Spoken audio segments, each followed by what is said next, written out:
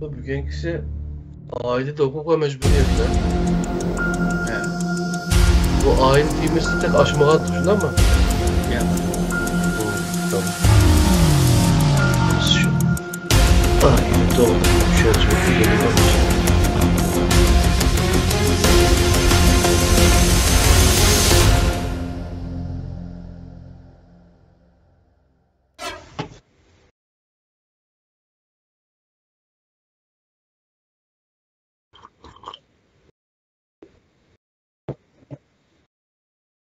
Başlık mı? Ben küreme atıman koydum beni ekranda. Tamam. Esselamu Aleyküm ve Rahmetullahi ve Berekatuhu. Kaderlik dünyanın her kaysi çaylarındaki pidayla ikranındaki görünmeleri hem Allah'ınki muşu vakti ve bununki iki vakti hayırlık olsun. Esselamu Aleyküm ve Rahmetullahi ve Berekatuhu deb İstanbul'dan Abdülaziz Beşdoğrak sizler bilen birge.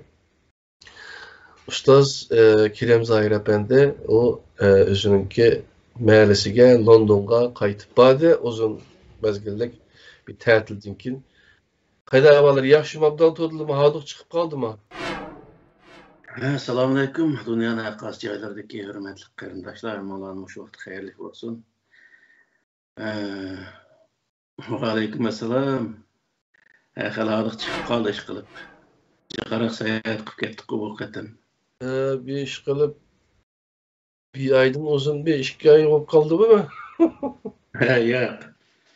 Shu Turkiyaga sayohat qilib, undan keyin men Norvegiyaga ish chiqdi. Shuna Norvegiyaga bir 10 kunlik bu yer sayohatimiz oldu. Onları bir aydan sal ortiq qolib qoldi. Bu Norvegiyada şu qamoq sahasından beliq chiqadigan bir yer o'xshaydi u. Yaxshi olib chiqib qilib sayohat qilgan yaxshi. Allohmi bizni sayohatga tashviq qiladi-ku. Ya Davos Ustaz bugün şu tema hukuk ve mecburiyetler ailede degan tema ekan. Bu to'g'riliq bizga shu oila zodi nima endi? Biz Uyg'urlar uchun bir oilaninki nimasi bor? Undaki islomda, Qur'onda oila to'g'riliq bizga nimalar deyilgan? Bu to'g'riliq o'zlari bizga nimalarni deb birlar? Og'izlari qaraymiz. Assalomu alaykum. Yana buyurusizlar. Euzubillahimineşşeytanirracim. Bismillahirrahmanirrahim. Ötkende hukuk sahasida yani Allah ve insanın arasındaki insan bilen mahlukatlar oturusundaki insan bilen insan oturusundaki hukuk sahasida to'xtaldik.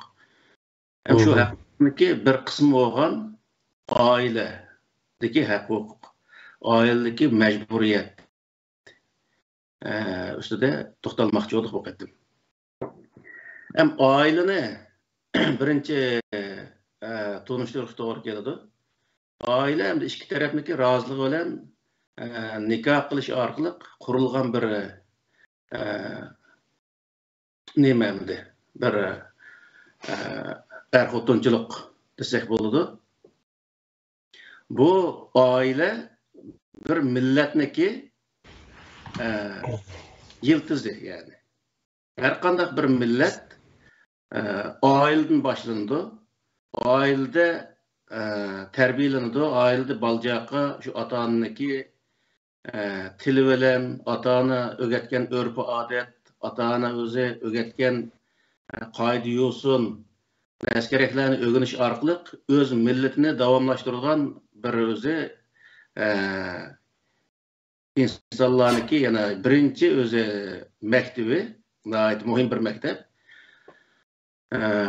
Agar oilada ota-ona bo'lgan odam baljoqini yaxshi tarbiyalab, yana ota-ona bo'lgan odam o'zi yaxshi ta'lim-tarbiya olgan, o'ziniki oila haqidagi qimmatlarga yaxshi ega chiqqan bundaq insonlar bo'lsa, uniki bolalarimi nihoyatda o'zi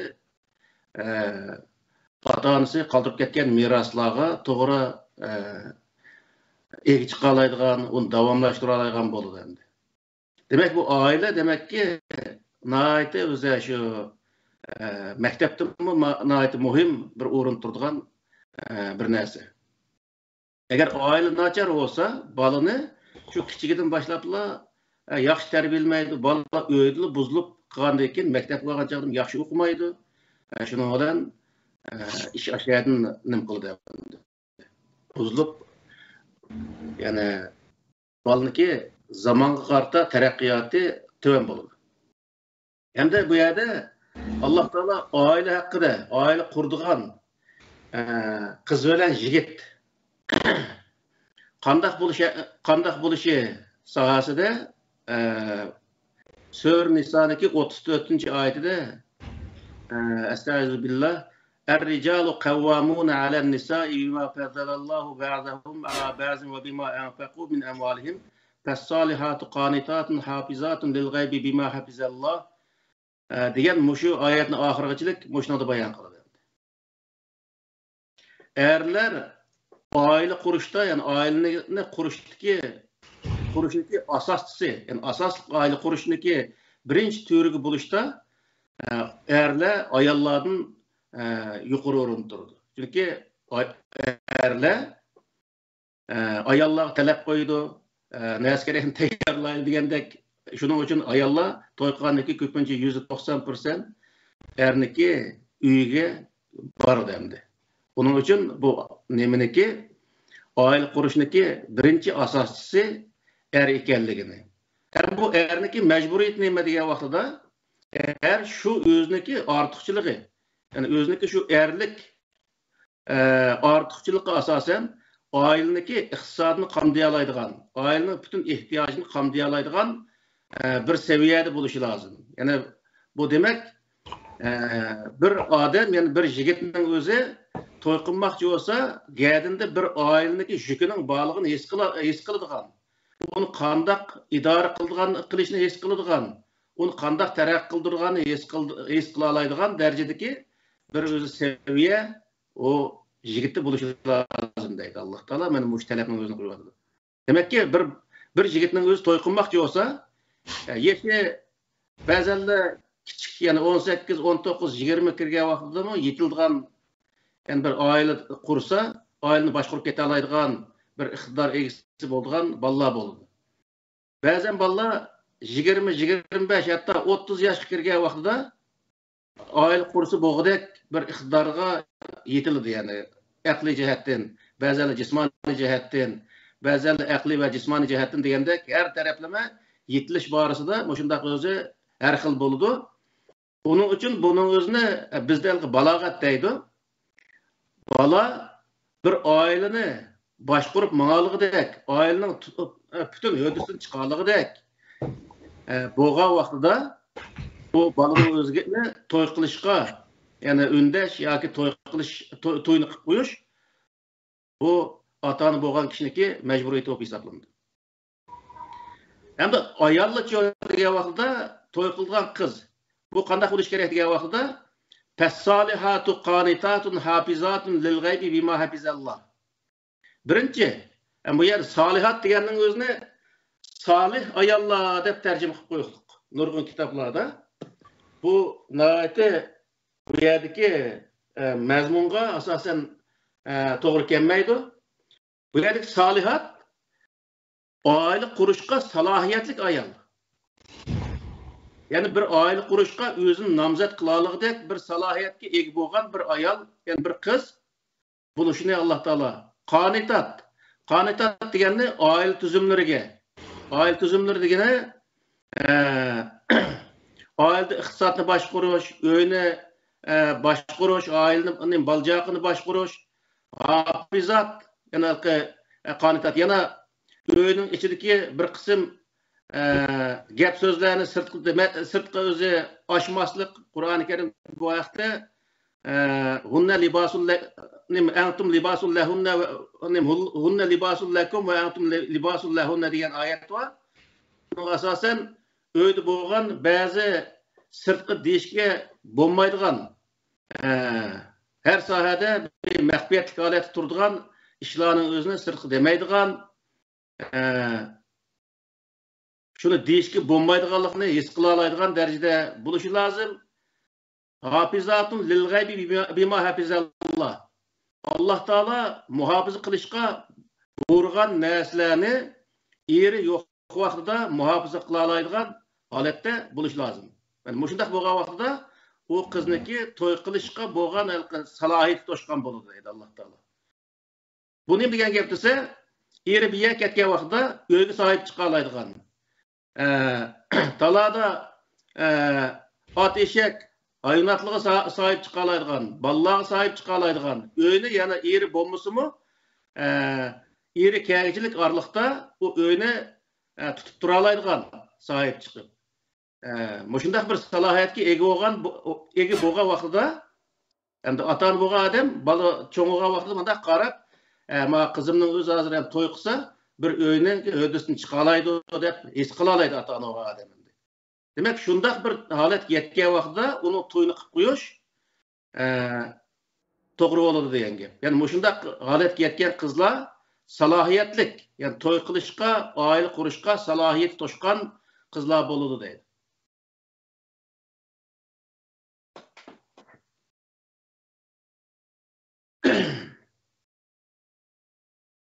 والله تخافون نشوزهن فعظوهن واهجروهن في المضاجع واضربوهن فإن أتاناكم فلا تبغوا عليهن سبيلا إن الله كان عليا كبيرا. Hem de öyle içinde devamlı sılı özleri öyle etkili olmaydı. Bazı vakitte talaş tartışıp kalıdı. Bazı vakitte bağ olurdu, bazı vakitte yok olurdu diyendek şu vakitte bazı bir özel meseleler tıkılıp kalıdı. Bu şundak vakitlerde o ayallarınki küngülsüzlük kalışının erle koksanla deydi. Bu vakitte ayalları çıraylık nasihat kılandı.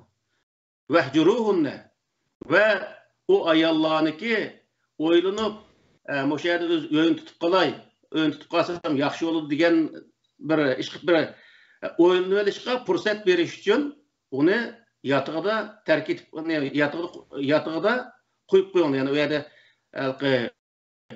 biraz domsuyup kalgan vaqtida onun özü közü kirib almay başka yatakta yetip durmalı degan gap. Vadribuhunna ve onun olmagan vaqtida o ayollarning o'ziga onun xatoligini yuziga salan. Yani bu yerda bu vadribuhunnaning o'zini burunqi ba'zi bir tarjimalarda tazi qo'yinglar degan o'zi nem bilanmi tarjimalar bor. Keyin xotinni ursa bo'lmaydi, xotinni ursa bo'ladi deb bu yerda buni bunday tarjima qilib degandan bir qism tarjimada bo'sharoq ursanglar bo'ladi deb tarjima qilib qo'yibdi.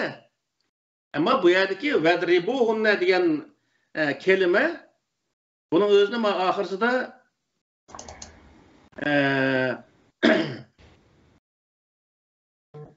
oxirsida shu sura Tahrimniki 1-oyatdan 5-oyatgacha oraliqdagi oyat ashuni bayon qiladi. Yani Peygamber Aleyhisselam zamanında Peygamber Aleyhisselam bir ayoliga mush hasalning o'zini men yemayman deb o'ziga aşı hasalni yemaslik va'da qilib qo'yganligi uchun Alloh taolo ya ayyuhan nabiyyu lima tuharrimu ma ahallallohu lak degan tabdagi mardat azvajik, yani sen ayolingni ko'nglim deb Alloh halol qilgan narsani nima harom qilsa degan oyat tushgandan keyin Peygamber Aleyhisselam ahirsida o ayolidan ağırlıp rivoyatlarda ba'zida o'zi bir hafta, ba'zi rivoyatlarda 2 hafta, ba'zi rivoyatlarda bir oyga yaqin boshqa bir hujurga kirib shu yerda yotganlik sohasida shunday bir nimalar bor. Demakki nim bo'lishni qat'iy nazar Peygamber Aleyhisselam biroz xafliq tortib boshqa yotoqqa yo'tkilib ketgan, shu yerda yolg'iz yetib yurgan shunday bir kunlarning o'zini asli tutib bu oyat. Oxirsida Alloh taolo bu Sura Ahzobniki 28dan 34-oyatgacha oralig'da imanjiq oyatgan bu. Buningda ya ayyuhan nabiyyu qul li azwajika in kunna turidna al-hayata ad-dunya wa zinataha Fetaleyne umetti'kunne ve usarrihkunne serahen cemila degan mush oyatning oxirichilik shunda deydiki, sen ayolunga eğer sizler hayatı dünyani, yani dünyadaki zibu zinetlerini ve onundaki menfaatlerini sizler irade kılsanlar, ben onu sizlere berey, onu da sizler böyle çırayla acırışıp ketey. Eğer sizler Allah'ın peygamberini ve ahiret gününü oylaydigan bolsanlar, o vaxtda Allah Teala bundak yaxşı ayollarga katta ecrini, onunki işi qarta, katta ecrini özünü tayyorlab qo'ydi. Deb o ayollarniki bir kısım hatalıqının özünü, yüzüge sağanlığının özünü bayan qiladi. Yani ailede bo'ldigan ishlar, ayolni bekaraq talash chiqib ketgan vaqtda, sen manda xatolik o'tkazmaganmiding? Sen manda ishlarni qilding-ku. Deb o ayollarniki qilgan xatoligini yüzüge serish orqali uniki bir qism ayvashga akilish uchun, undaq o'zi xatoligini yüzüge serish orqali uni ayvashga akilish degan ma'noni bildirdi. Bu yerdagi vadribuhunna degan so'z. Ya'ni xatoligini yüzüge bizdagi yüzüge selang yoki yüzüge urug'li degandek bir ma'nodagi gap hamda. Bunday vaqtida. Shuning uchun bu yerdagi vadribuhunna deganning o'zi ayollarni urush emas, ayollarniki o'tkazgan xatoligini yüzüge serish orqali uni qoyil qilib, o'y tutishga inak keltirish. Ne maqsad qiladi? Ayollarni urush, yani bu yerdagi urush faqat nima bo'ladi degan vaqtida zina qilgan bo'lsa, uning o'zini urush. Qur'oni Karimda zina qilganlar normal er ayollar olsa 100 qamcha, agar o'zi liderlarniki, yani payg'ambarning ayollari degan nima bor, anada hozirgi zamonda liderlarniki, olimlarniki ayollari bo'lsa, 200 qamcha, yani olimlar yoki mollalar zina qilsa 200 qamcha degan gap buni ajalga vaqtida. Qul ayollar, erlar zina qilgan bo'lsa, normal odamlarga berilgan jazoniki yerimi, yani 50 qamcha urildi degan o'zi oyat bor maxsus. Shuning uchun bu yerdagi Alloh taolo oilaning ichida bo'lgan bir qism inson deganda oilada ko'ngilsizliklar bo'ladi, misol uzun muddat birga o'y tutgandan keyin shu jarayonda qiladigan ishlarni Alloh taolo alohida ta'kidlab, chiroylicha o'zi nasihat qilinglar va uning o'zini nimasida yotqida qo'yib ko'zi kirib olmanglar. Uning unmasa, uning xatoligini yuziga serish orqali uni o'y tutishga qoyil qilib, chiroylicha uyingni tutib ketdinglar deb bizga o'zi o'y tutish qarta ta'lim tarbiyani beryapti. Yani demek ki bu şu ahirki ayetning o'zimi, yani bu şerdeki nasihatni anlayaligidek, nasihatniki yaxshi yomonning o'zini his qilaligidek, xatoligini tanıyaligidek, o'zini ashunchalik o'zi bir aqlga ega bo'lgan vaqtida qizlarning o'zini uni to'yni qilib qo'yishga bo'ladi degan gap. Ya'ni fasolihat degan oyatniki kelimaniki maqsadi salohiyatlik. Yani oila qurishga salohiyati to'shqan qizlarniki hali qanday qilish kerak degan vaqtda shu yuqori deyilganga o'xshash. Birinchisi o'zidan boshlab oilaga muhofazat qila oladigan, eri biya ketib qolgan vaqtida oila tuzumlariga rioya qila oladigan, yani uydagi sirlarning o'zini sirtqa to'shimaydigan erlarmi shundaq uydagi gap so'zlarni, uyda bo'lgan ishlarni o'zini boshqalarga poy etib, uni so'zlab o'ltirmaslik. Bu mu o'zi ikkisiga o'xshashli bir majburiyat. Undan keyin uydagi topgan teganning o'zini hammasi o'zi o'ngchivashqa uyniki uyda o'rtaq narsasining o'zini bir-biriga ko'rsatmasdan, bir-birini yushigan holatda u yer bu yer to'shiydigan. Masalan, ba'zi odamlar o'zining urug' tuqqanlari bak o'zi mehribonlik tutib ketib ayoliga gap qilmay to'shiydigan, ba'zi ayollar va ota-onasi uyga to'shiydigan bundaq ishlarning o'zi Qur'oni Karimda qattiq cheklangan, bir-biriniki haqqini olganlik hisoblanadi. Haqqini elish, zulm qilish hisoblanadi. Zulm Alloh taolo oldida qattiq cheklanadigan bir o'zi ish. Ondan başqa erlar ayollar erlarniki, yani o'ziniki erining, er o'zining ayolniki eyibini başka yerde sözleş, yoki başka yerde g'aybetini qilish, yoki uniki atani urug' tuqqanlarni başka yerde inovatni to'kishga o'xshash shundoq ishlarni qilish, bu Qur'oni Karimda nihoyat qattiq cheklandi. Qur'oni Karimda o vaqtda vaylul likulli humazatil lumaza degan oyat suraning o'zimi maxsus ashning uchun kelgan. Ya'ni oldi keynidan g'iybat qilib boshqalarni g'ajaydigan, boshqalarni birisini boshqalarning oldida inovatni to'kadigan, bundaq ishlarni qilgan odamlarga vaylun degan do'zax degan o'zi oyat. Demak, bu nima desa, boshqalarning haq huquq doirasiga tajovuz qilganlik. Yani birisini g'iybatni qilish, ayolning g'iybatini, ayol erning g'iybatini qilish, bu o'zi boshqalarga bu oila bo'lmasliginiki asosini sog'anlik deb hisoblanadi. Buning uchun bir oilada yashagan, bir oila qurgan ayollar qo'l sunsa yang ichida degandek, uyda bo'lgan ishlarning o'zini talada so'zlab yurmaslik lozim. Talada so'zlab yurgandan keyin oilaning buzilishining birinchi bosqichini bosgan bo'ldi. Shuning bilan o gap birga o'ni qo'shilib, erning quliq yetdi, er gapini qilgan bo'lsa, ayolning quliq yetdi, shuning bilan orliqda o oila buzildigan gap. Bu oilaning buzilishga sabab bo'lgan narsa, shunday bir-biriniki g'iybat qilish deganni haqqiga kirish degan gap. Bir-biriniki yomon gapini qilishning o'zi. Shuning uchun bundaq yerda diqqat qilish, bu nihoyatda Qur'oni Karim bizga qattiq ta'kidlagan oiladagi haq-huquqqa o'zi hurmat qilmaganlik deb sanaydi Qur'oni Karim buni.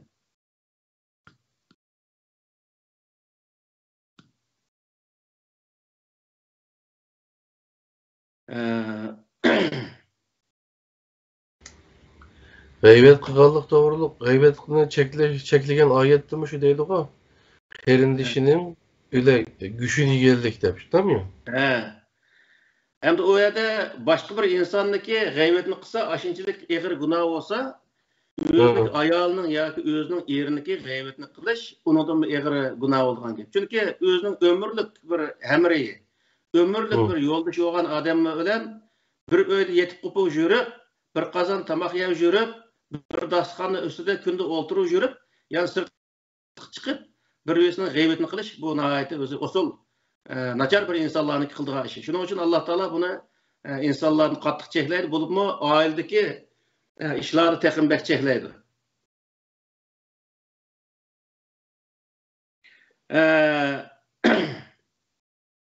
Yana endi sizlar bayatılıqı buruş to'g'riliq, o'sha hozir kimgacha masalan ayolini urug'la deb tarjima qiladi ashayatni shu. Yani bir ayol o'zi bundan bu ish o'ng'ishiladigan bir ish emas-ku aslicha. O texmbak aileni buzadigan ish emas-ku. Evet, doğru. Şu ailemde her qanday narsa yaxshi bir muomalaga muhtoj. Masalan, hayvonotdan tortib, unda 5-silab kunlik yaxshi muomala qilsa, o ishtmushmi, unda bir nimadan talarni kelgan vaqtda yugurib kirib, uni akilab hokazo qilgan gap. Kunda uningga har xil o'zi hujumlarni qilib, zulmlarni qilsa, uni odamdan qochirgan qildigan gap. Odatda biz hemen yezib çoğmagan adam şu kunligi o'tda kelib mallarni sepirib andaki mektep ketetdim. Mektepten kelsem mal men tunuydu. Men kelgandek keyin men hammasi ma'rab men qarab aynaqib ketadi-da. Demek şu hayvanatdan tortib kim nom berdi, kim o'z suv berdi, ashuni bila olaydi. Buning uchun biz odam bo'lish sifatimiz bilan bu texmbak o'zi yaxshi muomalada o'tish, bu intayin o'zi muhim. Kichkina ishlarga bir-birimizga tirtib bundaq qilish o'zi nihoyatda insonlik nimasiga, bo'libmi oilaniki yaxshi menishiga to'sal bo'lgan omillar.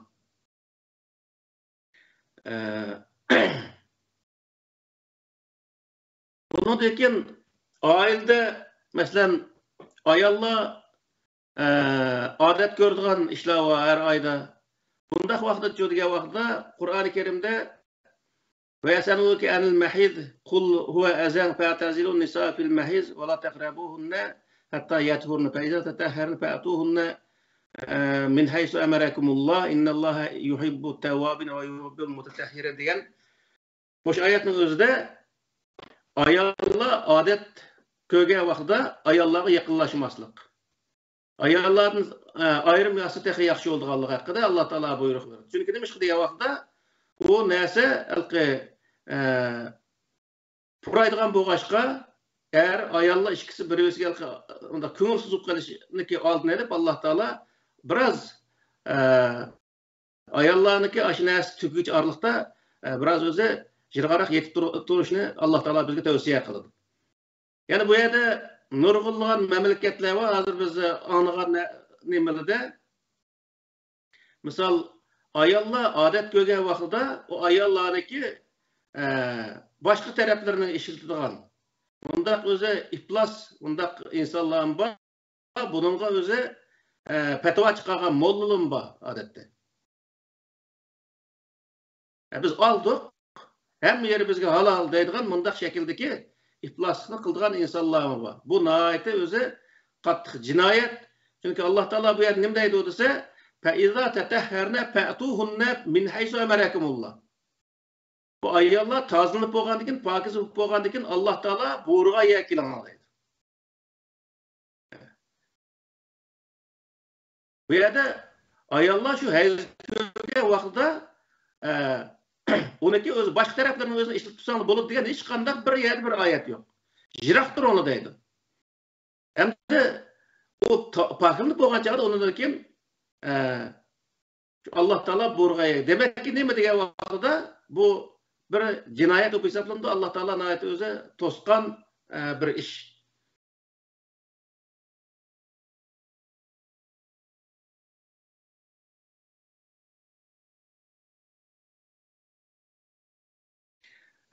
Ondan keyin ayollar Alloh taolo yana nasihat qilib, o'sha nimaniki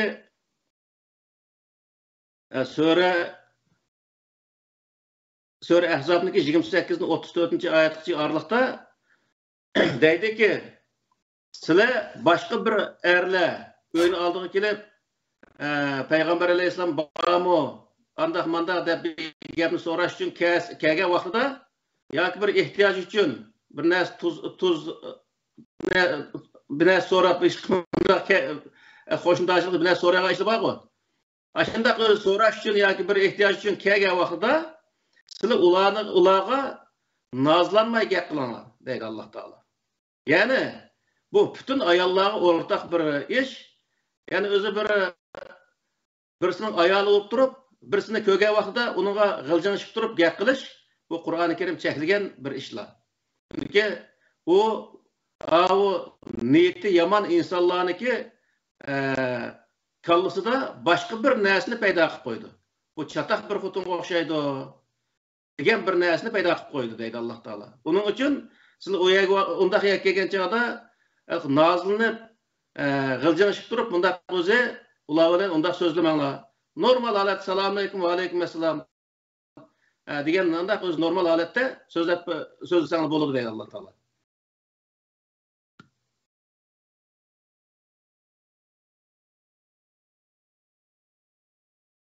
Keyin nima qilaydi?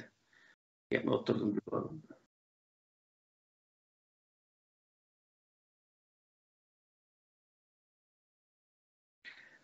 Endi ayollarniki yana bir huquq degan vaqtida hem erlarniki o taloq qilish huquqi erlarda bo'ladi. Hem ayollardan bo'lamdi degan vaqtida ayollarda agar ayollar shu erlar bergan mehr haqqini qaytarib bersa eriga, u vaqtda o er bilan ajrashish uchun sotqa berish mahkamaga ham o'z vaqtida qoziga deydi, hozir vaqtda mahkamaga berdi. Ya'ni sotqa berdi. Sotqa berish huquqiga ega Qur'oni Karimda. Yani hiçbir zaman eğer ben sen talak kıldım demegenge kadar o ayalınki ajrashishga bo'lmaydigan, ajrash huquqi bo'lmaydigan bunday bir ish yo'q. Bundaki o'ziga bergan mehr haqqini qaytarib bergandan keyin ajrashma deyish huquqi bor edi Qur'oni Karim.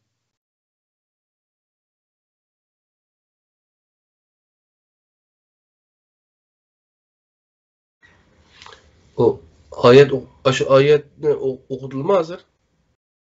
Ya bu aşı yuqorqi oyatniki bir qismiga shuni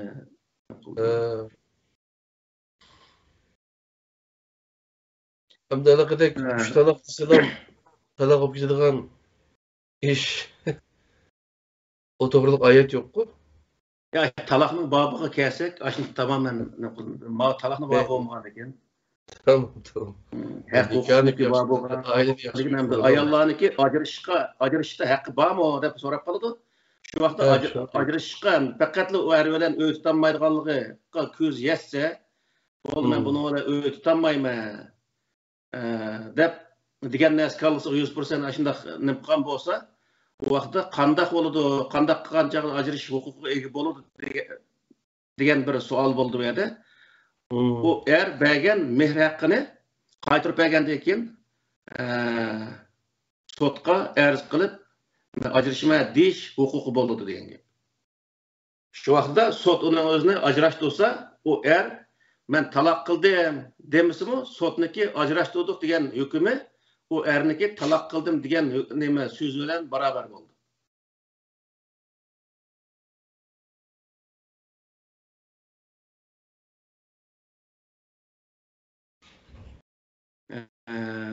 Ondan keyin oilaniki, yani o'tganda bir qatim deb o'tgan, buni yana qayta takrorlab qo'yay. Oilaniki, yani bir oilaniki, yana bir oilaga qo'shnilar bilan bo'lgan muomalasi bu nihoyat cho'ng bir haq. Atrofdagi qo'shnilarga har jihatdan yaxshi muomala qilish, qanday dinda bo'lishdan, qanday bir millat bo'lishdan qat'iy nazar qo'shnilarchilikni yaxshi o'tkazish.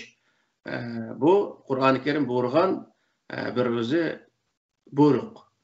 Yani etrafdagi insonlarga azob berish, zulm qilish, bu o'zi Alloh taolo zolimlarni yaxshi ko'rmaydi, uning uchun zulm qilish bo'lmaydi.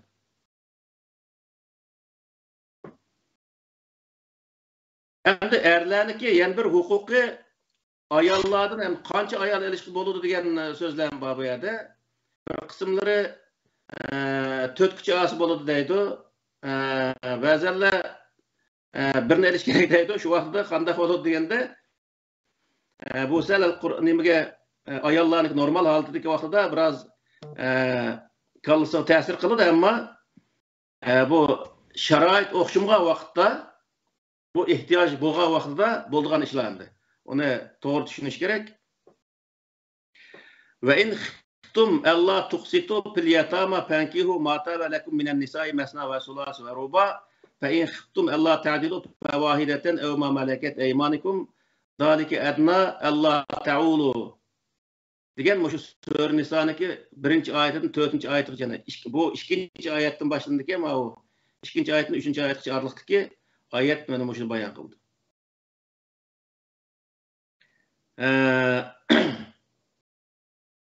Sizlar yetimlar orasida adil bo'lanmaslikdan qo'rqsanglar, u vaqtda ularni nikohligi osonlik bo'ladi. 2ni, 3ni, 4ni, 5ni, 6ni qanchani olsa, u vaqtda u bo'ladi. Bu yerda to'rtkichilik degan ibora Qur'oni Karimda mavjud emas. Shuning uchun Hazrat Abu Bakrning o'zi vafot bo'lgan vaqtda Abu Bakrning orqasida 10 tal ayol qilib qolgan.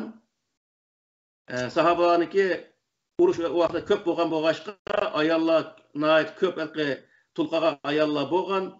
Uning uchun ularniki o'zi ularniki iqtisodiy har xil ehtiyojini qamdash uchun elishga to'g'ri kelganligi uchun 2ni, 3ni, 4ni, 5ni, shunday o'zi 10g'ichilik, hatto undan chiqqanlar, ba'zanlar faqat birini olganlar bor.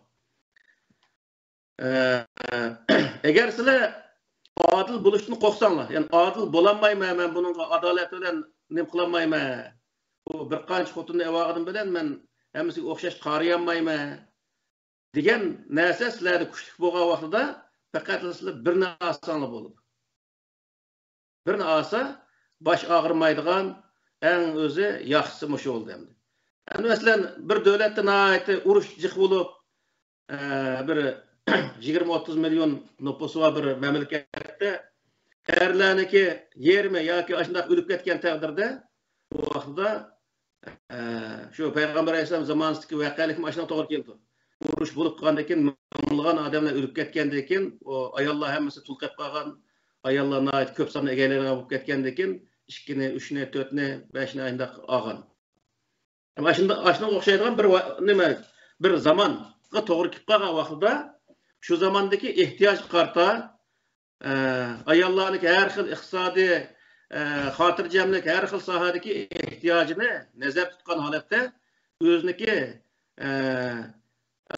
nemisi qarta o'ziniki shu ishniki hodisini chiqaramda chiqamam qanchalikniki hodisini chiqalaydi ashuni qarta o'zi osi bo'ladi.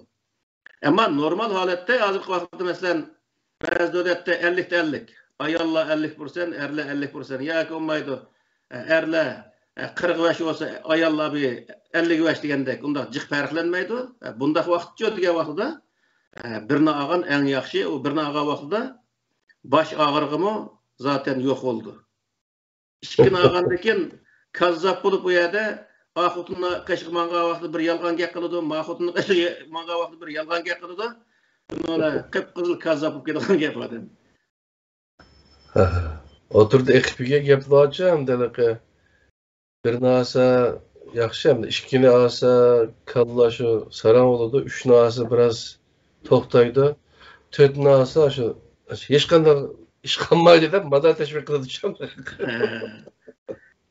Ama Allah'ın bir yerde teşvikini adil bulamaz kılıp korksanız bir en yaksı şu Allah için deprem etti şu fikretimizle. Ve İstanbul'da birisi geldi.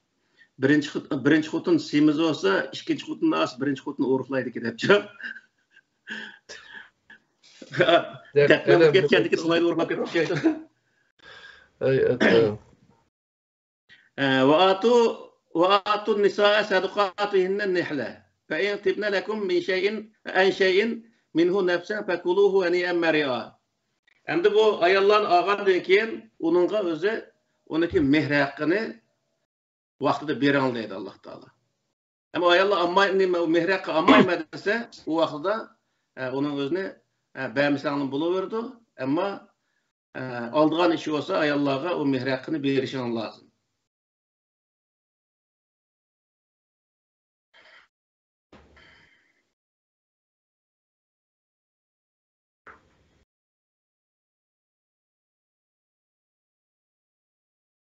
Hem de o ahırsadaki bir cümle hep kaldı. Hem de bu şundak Allah Teala Allah Teala aile hakkında oturup koygan prensiplerini misal öğünü içinde boğan gep sözlerinin, iş hareketlerinin özüne talağa demeslik, bazen bir mehbiyetlik misal iqtisad cihetteki mehbiyetlik oludu. Ayndaq iş qilib sirtqi deyishki bo'lmaydigan darajadagi maxfiyatliklarni yoki bo'lmay bir-birisining evini qo'llamaslik, bir-birisining g'aybatini boshqalarga qilmaslik o'xshash nurg'un cheklimlar va mush cheklimlarni ado qilgan holatdagi bir oilaniki bolalar bo'lgan vaqtda qanday qildi degan vaqtda ham bolaniki bir oilada hamda ota ona bola uch tarafdan bo'ldi emasmi bu? Bu vaqtda bolalarning haqqi bo'ldi endi nimada? Ata-analda. Bizniki o Avrupa'da vatanımı ko'rdik ba'zi adamning o'zini bolalarga hech qanday bir nasihat qilmay, bolalarni o'zi yaxshi yomon o'rgatmay, uni da kiyim quloq kasti bir insonlar bo'lib, boshqalarga zarar beradigan ashunday bir bolalar bo'lib yetishadigan bolalar bor. Ammo u vatanning sirtida demokratik davlat kelgandan keyin bolalarning o'zini keng tasha qo'yib yashayotsin deb onundakin o bolalarga o'zining kimligini, o'zining tarix, madaniyat, urf-odat hech qanday narsani o'rgatmay, o bola andakin hech qanday o'ziniki milliy kimlik munosabatli narsani hech qanday xabarsiz holatda qilib qolgan bolalarmi ko'p hozir shu vatan sirtidagi Uyg'urlarning bolalarida. Hamda bu millatniki, milliy kimlik doirasidagi narsalar u bola shu millatdanki bola so'g'andan keyin uning haqqi. Milliy kimlik doirasidagi narsani bilish, o'rganish, o'ziga o'zlashtirish u bolaning haqqi.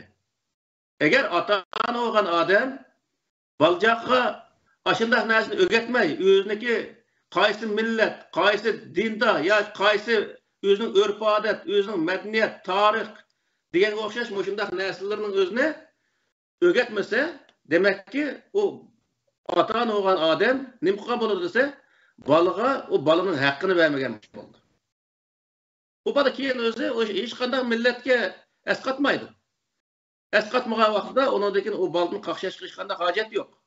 Bunun uchun öyde balaga özünün milli kimlik dairesideki narsalarni öğütüş nayet muhim. Çünkü Allah Teala Kur'an-ı Kerim'de Peygamber Aleyhisselam'a milleti abikum İbrahim degan özü ayet var Kur'an-ı Kerim'de. Şundaki İbrahim boğanlarınki dep mahsus özü ayet var. Bu nimini bildirdi dese Peygamber Aleyhisselam'a özüneki nereden kelganligini, qaysi millet tava ekanligini bildirib atdı. Her bir peygamber bolsumu o bir milletke tava. Yani bunun özünü bizdeki mollaçaklar onu tava kılıp biz mi İbrahim'in milletinden deyilkendi. Biz qanday İbrahim'in milletinden bolumuz? Peygamber Aleyhisselam'la Allah Teala Peygamber Aleyhisselam 22 nesep bilen İbrahim Aleyhisselam'a bağlandı. Bağlangan boğaşqa yani öz 22. dadısı İbrahim Aleyhisselam, boğusu yani İbrahim Aleyhisselam yani. Bizdeki 22. boğumuz İbrahim Aleyhisselam emas. Biz Oğuzxan'ın nesilden, Sotuq Buğraqan'ın nesilden misalda. Onun için bu yerdeki nersin nemini bildirir dese, her millet özünün milli kimlik dairesindeki nersini ballarına öğütüş, özünün milletinin kim ekanligini bilip çoğun oluş o bala bu nayet muhim. Çünkü ne için diye vaxtda Allah Teala insanlarını millet kıp yarattı. Hem o Allah Teala yaratkan o milletinin özüne yoktuş Allah Teala'daki ayetini yokatkanlık hesaplandı. Çünkü Kur'an-ı Kerim'de İnne fi halq semavati vel ard ve ihtilafi alvanikum ve elsinatikum diyen ayet var. Bu şunun özü nemini bildirdiyse asman zemin Allah Teala'nın bar ve birlikke bir delil olsa insanlarınki tili, renginiki her xil buluşumu Allah Teala'nınki bar ve birlikke delil dep Allah Teala bunu bayan kıldı Kur'an'da. Demek bir millet buluş, milletniki milli kimligini biliş Allah Teala'nınki ayetini bir millet yaratkanlıktan ibaret bir ayetini bilgenlikten derek verir. Eğer özünün milletinin özünü yoktub koysa o adamda Allah Teala'nınki o insanga amanet kılan ayetinin özünü saklamğanlık Allah Teala'nınki ayetine hıyanet kılanlık hesaplanır. Bu vaxtda özünün evlatları hıyanet kılanlık, ecdatları hainlik kılanlık bu hesaplandı. O balla onadakin ecdatlarındaki iş izlerine miras koygan vatanige egi çıkmay bizdeki bir kısım adamlarımız okşaş düşmanni başka yerden izleydigan misal. Başka milletlerinin medeniyetini özüneki medeniyet hesaplayıp aşılarının medeniyetini kubul kılıp aldıgan. Özünün medeniyetini set görüdügan misal. Bizde bundaq işler nayet köp. Özüneki kiyim keçerleri hazır o Avrupa'da atlas göйnek moda oldu. Hazır 2 yıl oldu moda. Hatta ki ötkende ben dedim ötken sanda şu London'un içinde kitap alsak ama hesabı bilen bir Xitay mı şu hatta ki bizim atlas göynekni kiyiveyliklik. Şu kadar bizim güzel köyneklerimizin özünü taşlap başka milletnikini kiyivelip bizdeki bu milli kiyim medeniyetimizge hücum kılıp bunun özünü harlap kalık. Bu özüge özüneki ecdatlarga, evlatlarga hıyanet kaldı. Özüneki müzikasını taşlap koyup Arap'ındaki özü bilmeydiğen onu tercüme kılsa biznikiden mi setkep çıkıdı o? Biznikiden mi bekarak setkep çıkırgan biznikiden de setkepeden nakş etmeydi köpünce. Biznikiden mi olsun şundak özü bir nerse çıkıdığan aşındak nakşının özünü tınşap özce aşındak kıldığan insanlarımız mı mevcut. Bu yani hem özüneki ballarga özüneki milli kimlikin Allah Teala bergen bu ayetini sındırmaganlık hesaplandı bu bir hıyanet hesaplandı.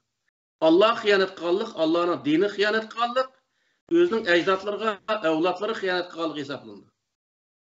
Şunun için bizdeki aile başlıklarımız ballarımızga lağmeni sığındıgan, polonu sığındıgan, özümüzün etles köyneklerini sığındıgan, özümüzün tilde sözleşme özünü arzu kılıdıgan, özümüzün tarixini pəxirlindigan bundaq bir evlatını yetiştiriş bu her bir ailedeki ata-anadaki vazifesi.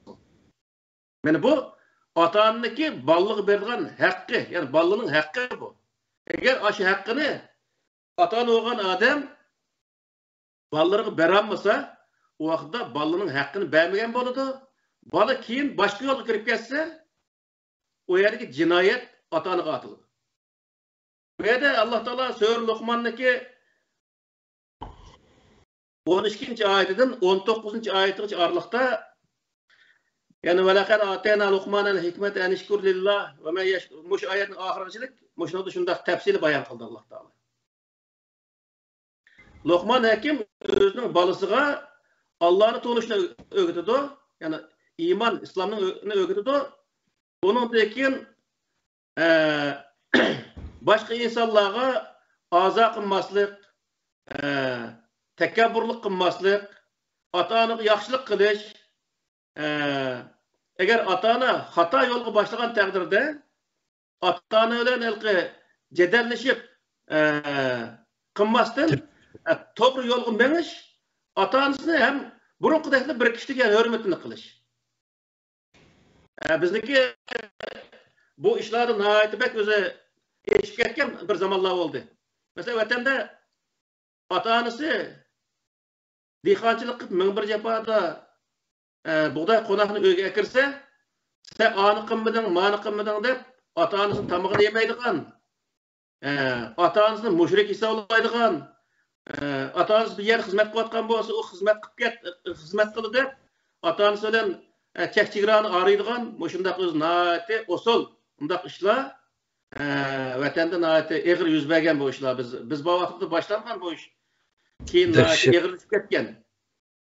Ajoyib. Buning uchun bu yerdagi narsa nima desa, ballig'i davomliq qilayotgan ishi qarab, bu ish to'g'ri. To'g'ri ish qilayotgan bo'lsa, ma to'g'ri. Xato ish qilgan bo'lsa, ma xato deb dal vaqtida u balining kallasida to'g'ri, xato degan narsaning o'zini shakllantirish nihoyat muhim. Biz Norvegiyada balani maktabga bergan vaqtida balonda bir so'l suqishib qo'yib qolsa, 2 kilo deydi-da.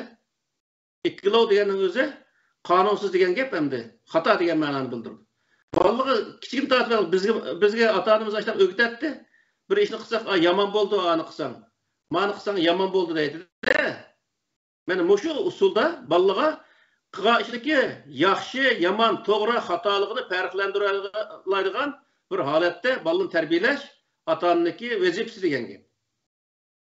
Eğer o balının özünü açlaq terbiyelemese, ata-ana balınınki hakkını beğenmegen oldu. O vaxtda keyin o ata-anaga zulüm qıpsasa, ya ki ata-anaga her xil, ya ki cismani cihetten, ya ki iqtisad cihetten deyimiz, her sebepten özü zulüm qıpsasa, o vaxtda ata-ananiki o balcağının yamanlaşqa hiç qandaq yolu qalmaydı deyen gibi. Şunun için dünyanın hakası cahillardaki qarindoshlarimiz ballarimizni öz milletindeki an'anasi bilan, öz milletindeki milliy kimligi bilan, milliy ruhi bilan tarbiyalashimiz lazım. Bu tarbiyalagan vaqtda o ballar keyin o'ziga asqatadi, öz milletiga xizmat qiladigan, Alloh taolaniki millat yaratganlikdan iborat Allohning oyatining o'zini davomlashtiradigan bir avlod yetishidi. Agar undaq qilmasak, bu balla birinchi, ikkinchi avloddan keyin yo'q bo'ladi. Shuning bilan bir millatni Alloh taolaniki omonatiga biz ega chiqolmagan qatorda bo'lamiz degan gap. Ashundaq yaxshi tarbiyalagan vaqtida ballaning o'zini bu balladan ota-onaning oldigan haqqi nima degan vaqtida Alloh taolo bu vaqtda bunday deydi. Ya'ni Sura Isroniki 23-24 oyatida Ve kadâ rabbuke allâ ta'budu illâ iyyâhu ve bil vâlideyni ihsâna imma yablughanne indekel kibere ahaduhuma ev kilahuma fekul فَلَا تَقُلْ لَهُمَا اُفٍّ وَلَا تَنْهَرْهُمَا وَقُلْ لَهُمَا قَوْلًا كَرِيمًا وَاحْفِظْ لَهُمَا جَنَاحَ الذُّلِّ مِنَ الرَّحْمَةِ وَقُلْ رَبِّ ارْحَمْهُمَا كَمَا رَبَّيَانِ صَغِيرًا degan şu ayette bayan kılındı. Allah Teala insanlarını Allah'a itaat kılışka ve ata-anaga yaxşılık kılışka buyurdu. Hem de ata-ananiki birisi yoki her ikkisi senin qeşingda deydi balaga hitap kılıvadı Allah Teala. Senin qeşingda qerip qalsa ularga o'zi deme deydi Allah Teala. Vayjon deb hozirgi vaqtda begapni qilib qo'yuvchi vayjon deydigan bolalar bor-ku. Ajab tugmada deb balki gap qiladigan. Mana mushundoq gapni ata-ona qilma deydi. Ata-ona o balını terbiyeleyen aşındak bolsa, o bala ata-onaga bundak qilish o'zi bir zulm qilganlik hisoblanadi.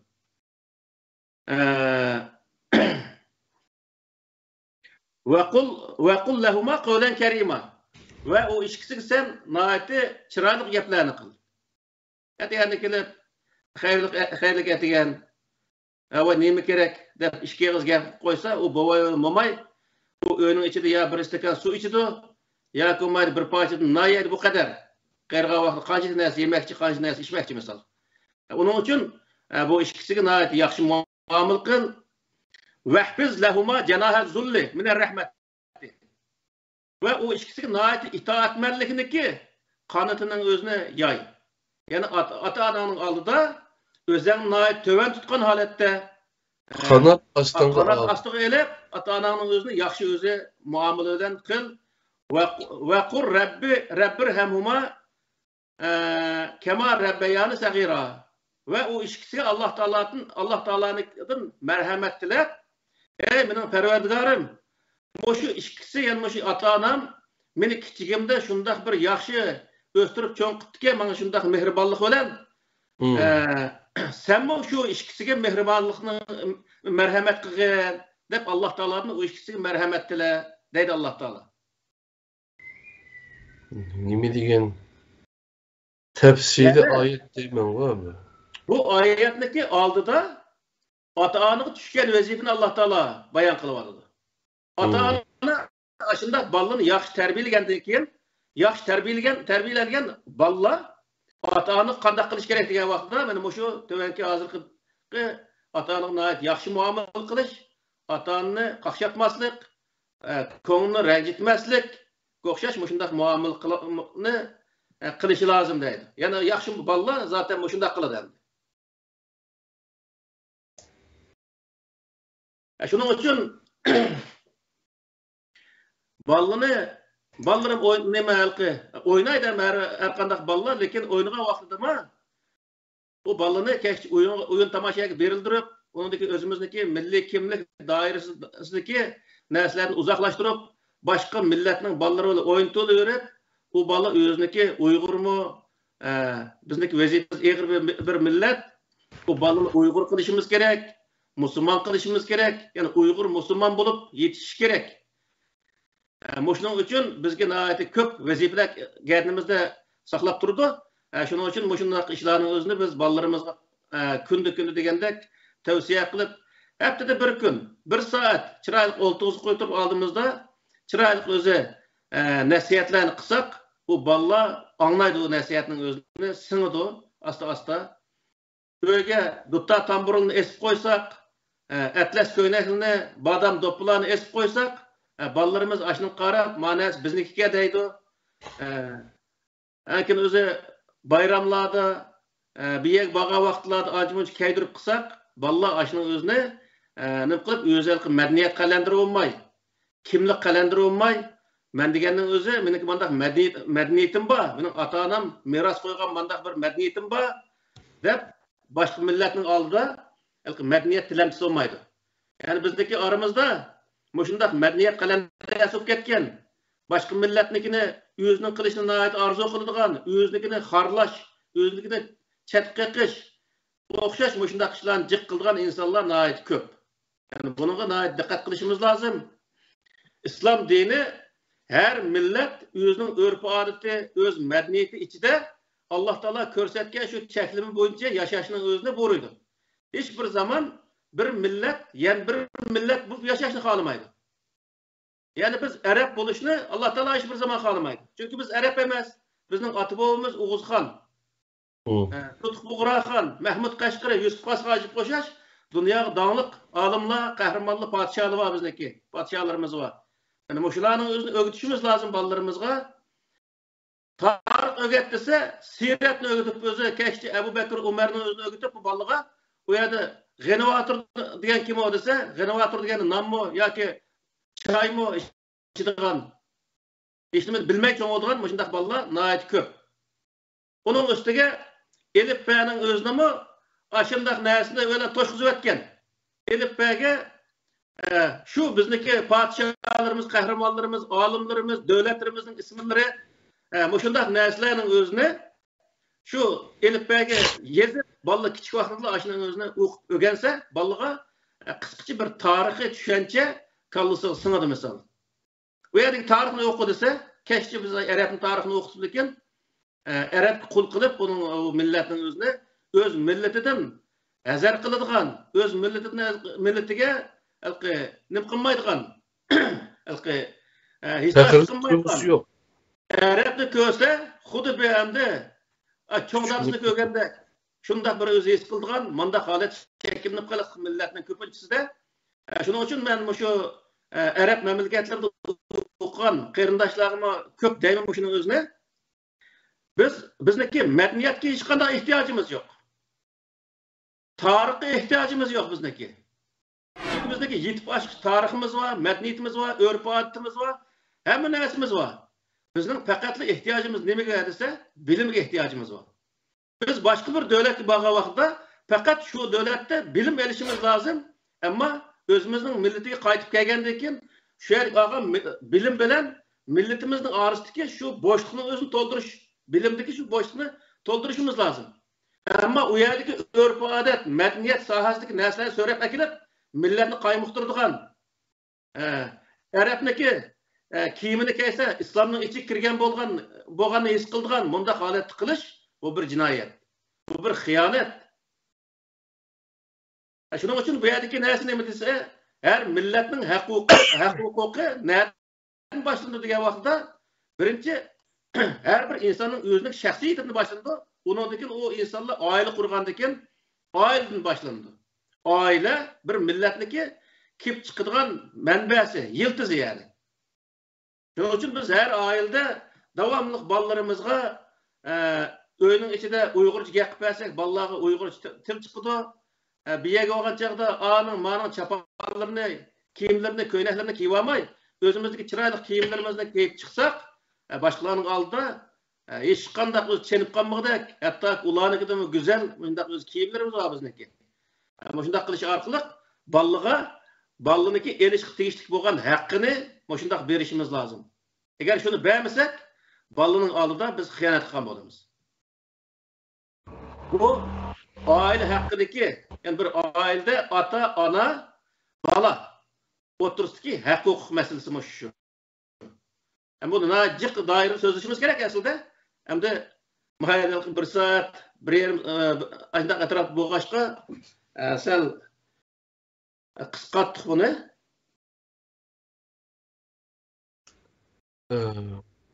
Tugidimi deydigan gaplar? Tugidi asosan.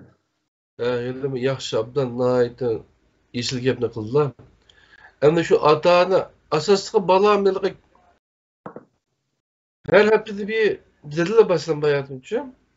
Bizim ata-onamiz her haftada bir ma'lum bir kunisi ya cuma kunisi akşamı saat manchida aldıda o'tqizib nasihat qilib andan cho'ng qilmagan.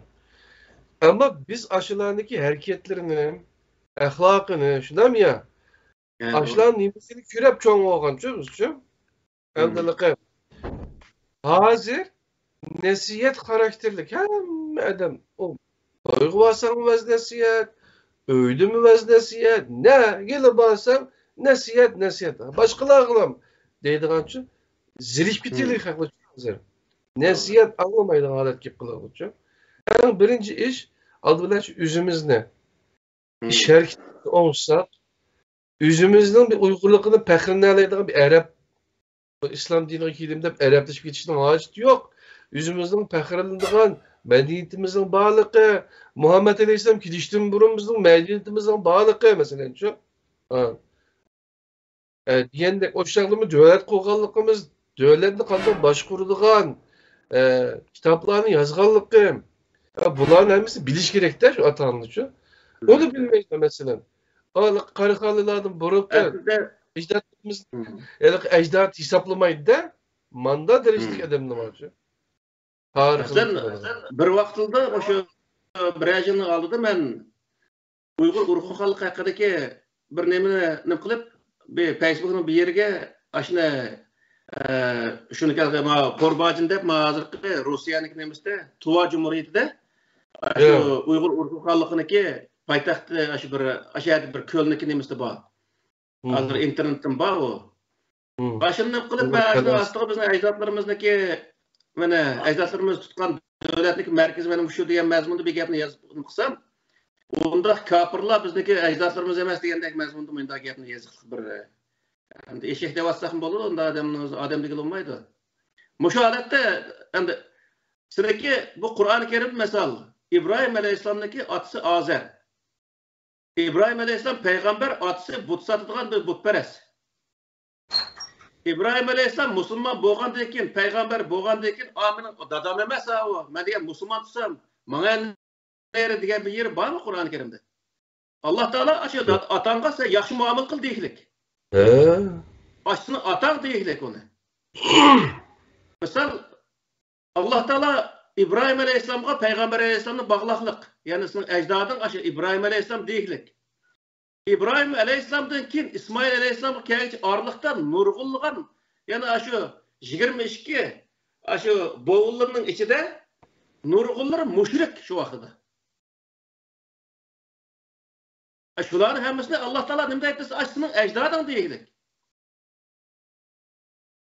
Onun için bu yerda nima degan vaqtida biz özümüzün ecdadıdan numus qiladigan emas, faxrlanadigan ecdadımız var bizniki.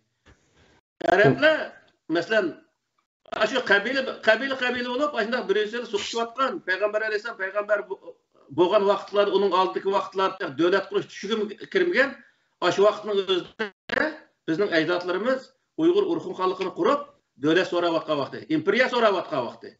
Onun aldıda köktürkler mesela imperiya so'rayotgan vaqti. Bundaq bir milletniki ecdadı biz. Nima avlodlarimiz. Hem bundaq turuqliğin yani biz hazır aşı ecdatlarımız bolsa bizden öz numus kılıdı. Nima üçün dese aşılar miras koygan tupraqqa biz egi bolamadık. Köreş qılmadık biz yeterli halatda. Köreş qılmagandan keyin o tupraqdan turamay mayadan o sunu otursuq kelib aldım ben mayada hazır. Yeni birisiga bu anaqa dinni, İslam dinini chu mesela men sizning balalari bo'lsam, sizning dadam Müslüman bo'lganliklari uchun men Müslüman bo'lib tug'ilgan mayda mashunda o'rganadi bizning odamlar uchun. İman nima, İslam diniga nima izindigan ish yo'q. Bu irchiyat xarakterlik bir narsaga o'xshash. Mana Guangzhoudagi yashayotgan vaqtimda Hristiyan arablarni ko'rib hayron qolgandim-chu. Keyin men Livanga bordim, Suriyaning qishdiki. O Livanga borsam degan ajoyib cho'ng kiristlar, chirkovlar bu haqda arabcha gap qilyotdi. Ha, musulmon bilan aralashib yashayotgan ashlarchi. Yer shiasin bamiz borda. Bu Arapning dini emas-ki bu, shundaymi? Albatta. Ama hozirgi mushu bundan desak nurg'un odamlar ochiq keladi. Hozirgi mushu uydirilgan din bu Arapning dini endi bu. Buni uçqul deyish kerak. Bu Arapning tarixidan, madaniyatidan, urf-odatidan ashundaq o'zi abjash bo'lib, Yahud Nasaralniki har xil shu dinlardan abjash bo'lib o'tirib chiqqan bir din. Buning ichida Yahudiniki qilgan ishlarga qarta bir narsa topimiz desakmi topqilib bo'ladi. Nasara qarta topimiz desakmi topqilib bo'ladi. müşriklerge qarta, Buddist müşrikler qarta tapımızsakmı tapqıl olgan derecede. Onun için bu yer biz nima üçün Qur'an'ı nazar deyapmiz degan vaqtida Qur'oni Karimniki o'zi aşı derizsin, aşı dini qarga vaqtda u dindan nurg'ulgan ashunda qalamayotgan narsalar bo'ldi. Biz bayatimiz degan narsa nima degan vaqtda biz Alloh uchun o'qinimiz. Bu yerda bayatqi oyatning o'zimi va qaza rabbuka alla ta'budu illa iyyahu degan oyatning o'zimi Allohga itoat qilishni buyurdi Alloh taolo. Arab itoat qilish emas. Arab u bizniki Arab bir inson o. Bu bir iloh emas. Biz Arab itoat qilmaymiz. Arabning kiyimini kiyish, Arabning o'zi Arab so'zlash u cho'ng narsa emas. Biz Arab so'zlaymiz. Neni sarang Arablar var. Arab so'zlayverdi shular. Arab so'zlash unchalar cho'ng narsa emas. Her millet o'z tilida so'zlaydi. U dunyoda bir til, yani bir tildan yuqori bo'lmaydi. Mana Angliyaga keldik, Angliyada bir ingliz ko'p, bizning tilimiz degan dunyo tili, sin tili degan nima u? Degan bir tal o'zi inglizini ko'rmaymiz. Misol. Çünkü tilniki hiçbir zaman bir til, yani bir tilning tövünde qoldigan bundaq ishlar yo'q. Onun için özümüz tilni qadrlash bu nihoyat muhim. Buningdagi yana bir o'zi og'ir bir masala borki hozir o'sha Türkiye'nin qayqas joylarida yoki Saudiyadan borib bilmayman, shu Arab mamlakatlaridagi bir qism odamlar o'sha Yevropadagi ashundaq odamlarga din o'rgatgan bo'lib, bu yerdagi aşı ailedeki bulup xotuğa çıkıya bu yerda aşını öğreniyotgan aş xotunlarning özünün xurapi aşında naaytel kalkenmedi aletke ekip qo'yuq. Zehirde zehir. Kur'an'ı öğretirken tamam. Kur'an'ı öğretsin. Qalgan narsning hammasi din öğretdik deb aşı rivayetni öğretdi, Arabniki aşı tarixini öğretdi, madaniyatni öğretdi. Şunu bilan o'zi Arabniki tarix madaniyatni din qilib bularga o'zi aşını qiliqliq. Bununla şu Garip devletlerindeki Uygurlar nihayet dikkat kılış gerek. Bunlar devatqını hemmesi Peygamber Aleyhisselam an degen, falan sahab, man degen, anı kıkan diyen gapning hemmesi ras emas. Bazıları doğru olsun mu? Kur'an doğru kelgan yer doğru olsun mu? Lekin din Kur'an-ı Kerim. Kur'an-ı Kerim'in içinde fakatla. Ama o başka hiç qanday narsadan dinni öğreniş arqılıq İslam dinini tuğunuş asla mümkün emas. Şunun için sırtdaki yani şu Garip devletlerinde yaşayotgan, onun üstüge O'rta Osiyodan borken bular, O'rta Osiyoda yaşayotgan Uyg'urlarning nurg'unlari şu men degan Polonyada, Misr yoki Saudiya Arabiston yoki Turkiyada deb ashundaq o'zi chiroyli qiraat qilib bersa, uni bir diniy olim hisoblab, uningdagi ashundan o'z dini o'rgandik deb xato bir narsaning o'zini o'rganishlik o öğretken adamın özümü zaten dini bilmek adamın. Bu şundan neslerge dikkat etmemiz lazım. Bu uydurulgan insanlar tarafından tüzelgen bu neslerin öğreniş arqılıq biz hiçbir zaman necat tapamayız. Zaten bizdeki muşu künlük kalışımızga en az olan çağda 60-70% sebep olan nese bu uydurulgan din. Hiç kandak bir adam undaq emas diyemaydı. Şunun için biz dinni öğrensek, doğru öğrengen vaqtda özümüzge hem faydası boludu, başkalarga hem fayda yetkize alayımız. Eğer onu hata öğrensek, özümüzge hem ziyan, evlatlarımızga hem ziyan, başkalarga hem ziyan oludu. Tahsil edilmiş cahillik tepçi. Aslında bir demin anladım ama Hüseyin Atay ustaz ülep gitiglik Türkiye'deki nayet çoğun ustazken Kur'an'ı kaytayla digen ustazlarken. Aşıdan da başladı nemesi de tahsil edilmiş cahillik tepçi. Yani 20 senesini, o 20 yılını bir ömrünü bürüdü o. Nimi gibi biri gidese aşı. Cahil oluşu. Dersin. Bakma. He? Nadan buluş için 20 yıl tırışık diyen gel. Şu. Diplomluk nadallığa yakın. Nadan ketki adamdayımız bunu. Acayip. İlim. Nadallık ne? Tahsil kıkalla. Uygurçada buna değil mi? Şunu bu okullığının içinde bir tal mesele sorsa hiç birisi Kur'an-ı Kerim'deki falan ayet asasen mağmandak. Dep cevap vermeydi. Cevap veremaydı asasen. Bilmeydi de. Falan alim andada tupustan, alim andada tupustan, mezhep andada pukun, mezhep andada de. Sen nemdeyse, Allah Teala nemdet manıga dese, Ben bilmeyim deyişten başka hiç kadar nesi yok yani. Ahir Şunun için kapap. bu okuyan adamlar Arapçını bilse Kur'an-ı Kerim kayıtkavan, Kur'an-ı Kerim hemen deperdi zaten. Hemen aşağıdan içinde başka hiç kadar bir kitap ihtiyacım yok. Yani onun için bu okuyan kardeşlerimiz var. Bundak nesine nayet dikkat kılış lazım. Milletke faydası buluş lazım. İnsaniyet faydası buluş lazım. Okuyan nesimizdeki. Eğer undak bulmasa o biz gibi bala olurdu. Zaten bala bulukluk. Bunun için bu hukuk meselesindeki gaplar hem de yani şunda biz özümüz hem özümüzün hakkını doğru tanışımız lazım. Doğru nesini öğreniş arkalık hakkımızın doğru rivojlandırışımız lazım. Avrupa'nın özde hukuk meselesine ait yaxşı bir yer. Özündeki kichkina bir huquqqa dafsanda olsa darhol uniki o huquqning o'zini qo'lga keltirish uchun sudga boshiradi, da'vo qiladi. Ashta qilib o'zining haqqini qo'g'daydi. Bu nihoyatda go'zal bir ish.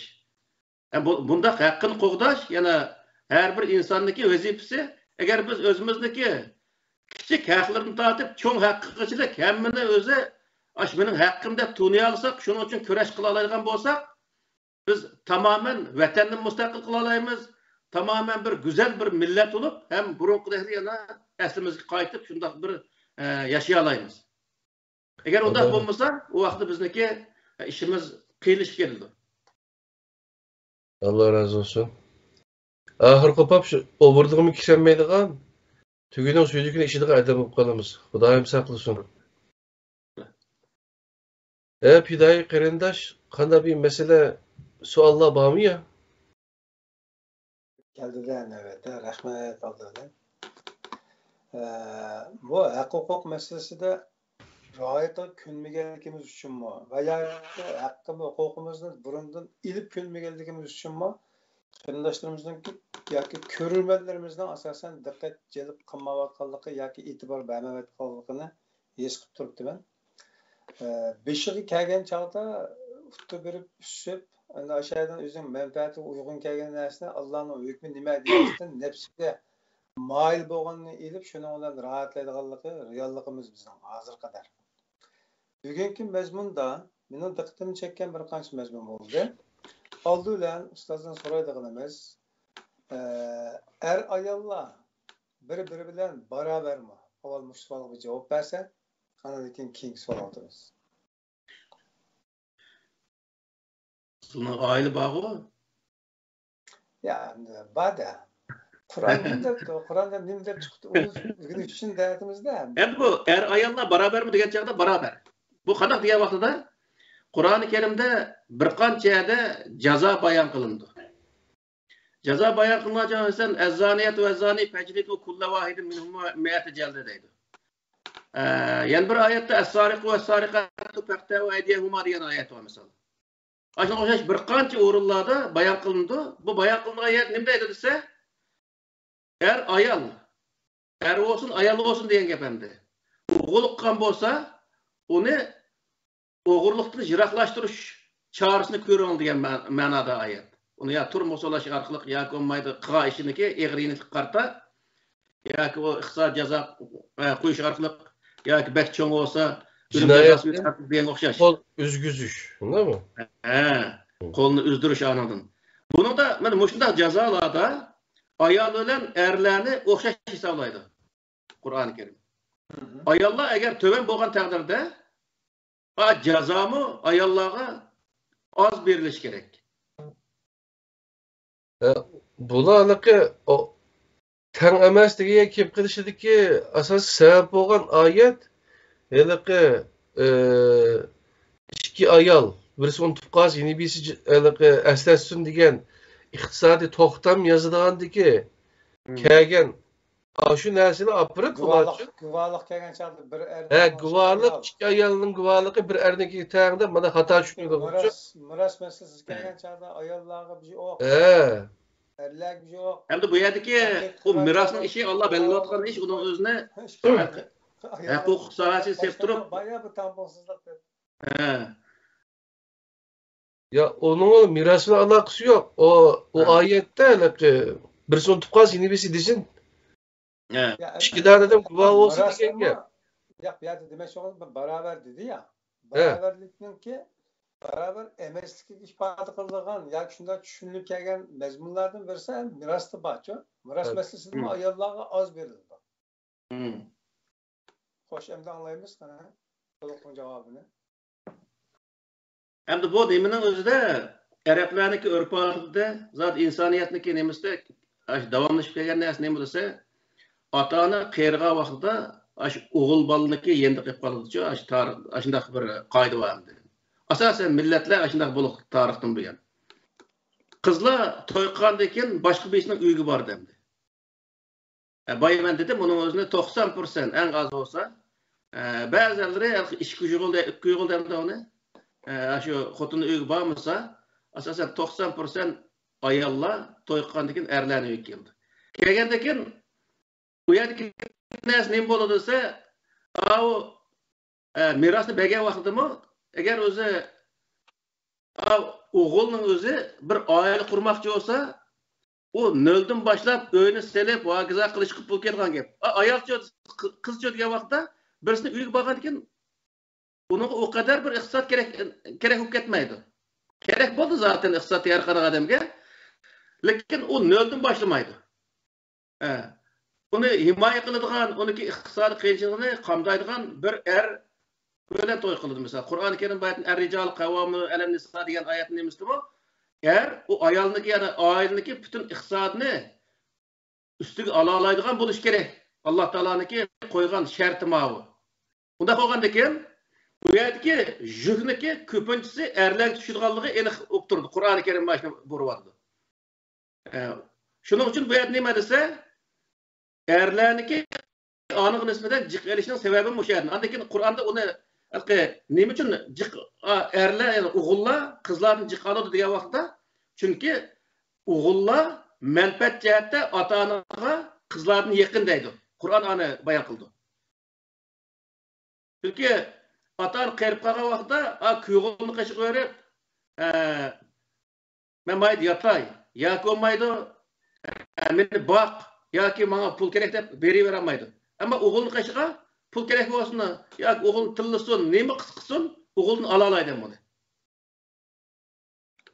Shuning uchun bu yerdagi narsa nima desa, birinchidan o'zi tushunmasmi, ehtiyoj qarta to'y qilgan qizlarniki, ya'ni boshqalarniki qo'ldagi qiz, nima ayollar, bu yerda iqtisod qamdaydigan odam bo'lish bilan uniki ehtiyoji bu maxsus bir o'yini aylantirish gapning tushgan bir erga nisbatan anidan jukisal yangili olur degan gap. Qur'oni Karimning nemsi. Undaqda bu bayon qilayotgan mazmunga qaragan chog'da bu yerdagi farqni shakllantirayotgan narsa iqtisodiy manba. Oilaning iqtisod manba, energiya bo'ldi. Tamam. Undaqda zamonning Qur'ondagi shu uch oyatning o'zi nima deydi desa, nafa degan oyat bor yerda. Shu sizlarga balla o'g'illar qizlarga nisbatan manfaat jihatda yaqin deydi. Nima qilsa, o'g'illarni xalqqa vaqtida narsani xashlab qilsa, uning o'zi o'g'ilning vazifasi bo'ladi degan gap. Qizlarga undaq beriversa, uyi o'tolmaydi u. Bu jinsiy masalasi emas, bu mencha insonlik bilan shu mas'uliyat. Cho'ng bo'lgan chog'dagi insonlik shakllanish jarayonlaridagi mas'uliyat tuyg'usi, mardlik tuyg'usiga borib taqaladi-ku bu yana. Shunga Qur'onda ba'zan er kishi va qanday qilsam ota-onamdan julay deydigan. Hatto. Ba'zan qiz bolalar va erning qo'lida bo'lsa, qanday qilsam ota-onamga bijiqrab qilib beray deydigan. Bu menimcha kuyinish boshqa bir masala, balkim bu yerda ham boshqa mazmun bo'lishi mumkin. Ammo mening hozir diqqat chekkan narsam nima desa, agar Qur'ondagi mazmun bo'yicha erlarning roli, oilaning mas'uliyatini, iqtisodiy yukini, kirim manbasini asosliq yuklab ustiga oladigan bir tip bo'lganlik uchun bunda belgilangan degan nuqtaga kelib qolsak, undaqda bugungi zamonning taraqqiyotiga qaragan vaqtida ayollarning iqtisod tepishi erlardan eshib ketdi. Kompyuterda o'tirib uyda bizning obdan pul topadigan xotinlar bor hozir. Biz bir saat ma'lum kirishligicha ular 3 kun ishlagan pulni bir saat topadigan ayollar bor endi. Unda bo'lsa ikkisining o'rnini olmashamdi bu chog'da. Anlaşmaydı. Bu bir qancha % ayollarni bana qilib bütün öz erlerge qarta bunda gapni qilish xatochi. Bütün dünyadagi erlardan bütün dünyadagi ayollarni nisbatlashtirgan vaqtida qandaq chiqadi? Buni pursallashtirib ko'rish kerak shu vaqtida. Agar ashta bo'lgan vaqtida biz mesela O'rta Osiyodagi vaqtlarimizda bo'lsin, vatandagi vaqtlarimizda bo'lsin, zaten vatanda hamda o tijorat qilish va kaza ishni hammasini erlar qiladi-ku shu vaqtda biz bu vaqtda. Bunda bo'lgandan keyin Alloh taolo uning qarta asosan Qur'onda ko'rsatgan ko'rsatmami ayollar öyniki ishini ne qilish, aylantirish. Vallahi öyniki uyga ega o'tirish, ya'ni öyniki eri ketgandan keyin ichki ishlarga mas'ul bo'lish yani. Ha, ichki ishlarga mas'ul bo'lib turgan gap. Erlar ama o öyniki ichki ishlarga mas'ul bo'lish ayollar qulaylik endi. Ayollar fitrati shunga loyiqda. Ha, fitratiga to'g'ri keladi. Alloh taolo uning uchun deylik. O erlar öynning ichini qilib balık qilib qolsa, ayollar o yer xo'jini ko'tarib o'zi tijorat qilib, oyma-oy kesse, neçe aylık kesse, o vaqtda öy olmaydı. Adaletsizlik oldu mu? He. Onu yan bir neymi var Kur'an-ı Kerim'de? Nisaukum harsul lakum fa'tu harsakum annashi'tum degan oyat var. Ayollarınız sizlarni terilgi yerini deydi. Bu nima degan gap degan desa, terilgi ye degan gapning o'zi biz bir ziroatni terisak, yeg terimiz shundaq-ku. Bu yerni julib elib, egisi o'g'ada yerni julib elib, ziraatni o'stirma desa, o ziraat qurib qoladi. O ziraat yerda turish kerak. Bola onaniki vujudiga terilgan bir ziraatga o'xshash narsa u. Allah onasi o'zi tursa yaxshi bo'ladi. Har qanday yerda zaten o bola onasi o'zi turish yaxshi ko'radi-ku. O dadogan odam shuni bola. Ha, balladaki nemisiga shu to'g'ri keldi. Endi elqi dadolan qilib qolsa, 6 kun men xotin nimaga ketgan vaqtda, Qozog'istonga ketgan vaqtda ballar qilib balliq tamg'i yetib bersam, bal bekun kuyib ketdi, bekun tuzkan bo'lib qoladi, har xil. Ofis kelgancha shikoyat qiladi ballar. Atam mushtaq tamg'i yetib berdi-ku. Bu davomli qilsak bizmi qilamiz-ku, lekin bu uyning ishi zaten ashunda qilqi ballığa qarash va kaza ishlar bu tabiiy holda Alloh taolo yaratgan bir tabiat. Bu ayollar uni bizdan yaxshi qildi endi. Buni o tanamsa olmaydi. Sirtqi ma'noda ish bo'lsa, erlarga qulaylik. Qo'shnimizni ko'tarib chiqarsak, o bizga tijorat qilish oylarcha ketish bu yerga bizga undaq nima kelmaydi. Ayollarga uyning buzilishiga olib undaq narsalar. Undaqda ayollar yoki erlarninki shaxsiy tabiati yorilishi va yoki ximiyaturishlanışı sabab tufayli o'tirib chiqqan farqlilik deyli. Ya'ni standart o'lchamdagi bir olmagan bir so'sa, buningga Allah zulm qilgan bo'lib qolmadi, masalan, yoritilishdi, mana yoritilib erkak zadak yoritilib qolibdi. O qarshıca 100% xotinlarning ichida bir qancha % egalaygan odamda bu. Masalan, shuning uchun o'zal yana bir o'lcham yo'qmi? Ya onun onda ölçem yok.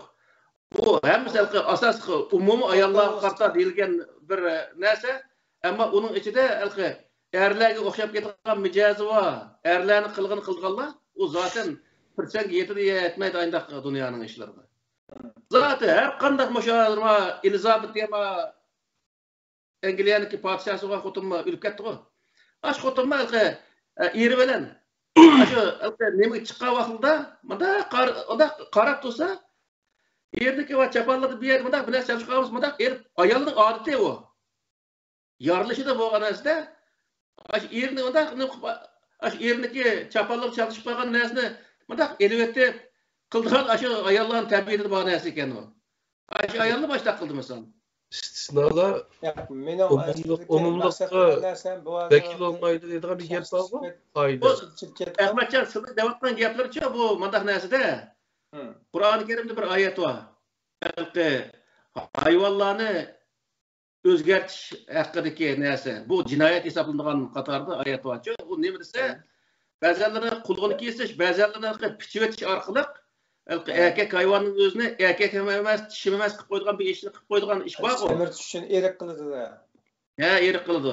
Buning o'zida asasen Kur'an-ı Kerim ne kılmaydı? İnsanların içinde bundak buluşunu tekimdeki Allah Teala kalmaydıgan bir iş. Hem bu yerdeki nes ne dese Kur'an'da kader diyen bir nemi var mı? Kaza kader nemisi mi? O nayet yaxşı yazıklık. Bu her nesi bir ölçem bilen yaratılgan o nesinin özüne yani şu yaratılgan nesini öz ornunda koyuş hem bu bir özü neme? Muhtizay halkı mutabık diyen bir kelime var. Muhtizay halkı mutabık diyen neme dese Çin'i turduğun taxta öşet turdu. Ləhşigir ocaqını aldıb turduğun gep. O vaxtda ayallık salayetinden ayallık turduğun ayet turduğun gep. Er turduğun ayet turduğun gep. Bu ikisini orada almışıp qalğan vaxtda o Xudanın lənəti şundaq insanlar olduğun gep. Şundaq insanlar bilen ömür tutulamaydı. Bundan nəsə.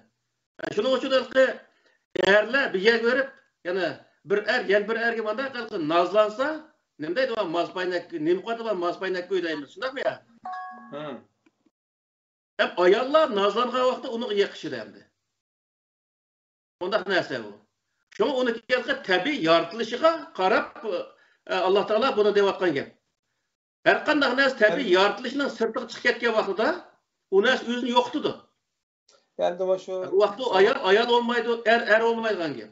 Zaman insanlarınki hayatlık yani hayatınki yaşaş maksat gayesinden çetinip ketkendiğin keyinki iş sıkılışının onu durduruş için izlenip kolmavatqa yaqamadı da adam mesela özgertişten tartip olsun başka her xil narsalarni ijod qilib qanday qilib ko'ngil xo'sh qilish va yoki o'zining oychalik ichir qilgan kam yerlerini nim bilan to'ldirish haqida izlanishlar bak ajoyib kelindi aql og'isiz darajaga bo'lib tadqiq qiladilar. Mening bu tamam tabiatini o'zgartirish bu to'g'ri mazmunlar keng kirdi. Faqat agar ayollar orasida bir-biri bilan Allohning oldida teng bo'lsa, lekin yaratilish nuqtasidan va jamiyatda oladigan o'rni va yaratilish xurujlari qatorliqlardan teng emasligi va jamiyatga ya o sizniki devatqalar xato gap bu-ku. Bunu devatqalar xato gap bu. Teng emas, farqliq deymiz buning o'zini. Farqliq. Tushundingmi ya? Farqliq. O'xshamaydi. O zaten o'xshamaydi o. Yaratilishi. Unda bo'lgandan keyin u teng barabar o'xshash emas degan gap u xato gap. Farqliq yaratilganda nima uchun desa shu erlar qalbida ayol qalbida yaratilganligi uchun Alloh taolo shu ikkisi yani er va ayol bir o'yin tutgan vaqtda to'liq bir inson bo'lganligini Alloh taolo bayon qildi. Bir er yolg'iz bir oilani tutib olmaydi, ham to'liq bir odam bo'lib olmaydigan gap. Qur'oni Karimda Odam alayhissalomga Havo onamizni yaratib bergandan keyin nima deydi o'sha yerda? Xotirjam, yani ko'ngillik o'shada. Shundaqqa o'zi to'liq bir insonda yashashga erish maqsadida Alloh taolo ikkisini andaq yaratganligini. Ya'ni u ayolmi bir er bilan, ermi bir ayol bilan yashagan vaqtida to'liq o'zi dunyoda bir huzur bilan o'tgan gap. Buni deyordi. Bu yergi narsa ani yuqori, mani to'van emas. Farqliq yaratganligini his qilishimiz lozim.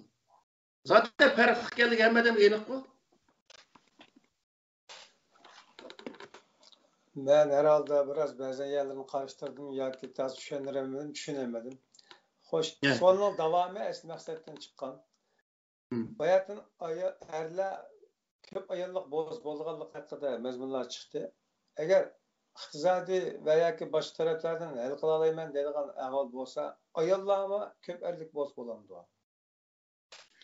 Ayollar ko'p erlik bo'lmaydi. Sabab.